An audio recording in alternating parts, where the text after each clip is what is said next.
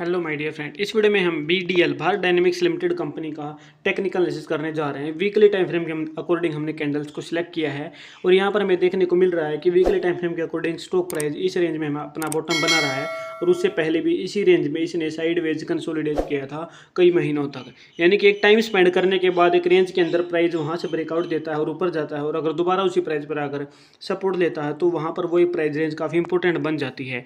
अब यहाँ पर देखिए, पहले स्टॉक में डाउन ट्रेंड था जो कि कई महीनों तक रहा। उसके बाद स्टॉक प्राइस यहाँ पर इसी रेंज पर आया जिसमें पहले उसने कंसोलिडेट किया था, ऊपर गया, फिर से वापस दोबारा उसी रेंज में आया और अब प्राइस यहाँ से प्रीवियस जो यहाँ पर इसने डबल टॉप बनाया था, इसको हम टेक्निकली एनालिसिस की टर्म में डबल टॉप कहते हैं, जहाँ पर सेम जगह पर प्राइस दो बार आकर रुक जाता है, तो उसको ब्रेकआउट कर दिया है। अब यहाँ पर हमें वीकली टाइम फ्रेम के अकॉर्डिंग तो कैंडल में हमें सेलिंग प्रेशर दिख रहा है, जो कि आप देख रहे हैं विक नीचे की तरफ है, यानी कि सेलर्स इस प्राइस को नीचे की तरफ लेकर गए हैं।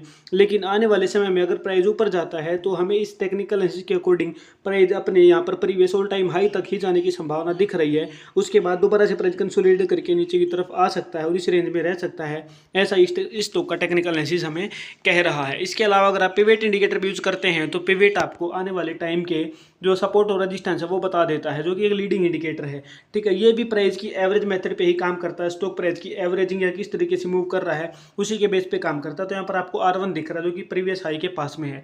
इसके बाद अगर ये इसको ब्रेकआउट कर देगा तो हमें 2246 तक ज़्यादा दिखेगा। अदरवाइज प्राइस रेंज 1159 से लेके 1686 इसी बीच में कंसोलिडेट करती हमें काफ़ी महीनों तक दिख सकती है, ऐसा इस स्टॉक का टेक्निकल एनालिसिस कह रहा है। मैं सेबी रजिस्टर्ड नहीं हूं, इन्वेस्टमेंट की सलाह नहीं दे रहा हूं, लेकिन जो चीज़ें प्राइस रेंज जिस तरीके से मूव हो रही है वो मैं आपको बताने की कोशिश कर रहा हूं।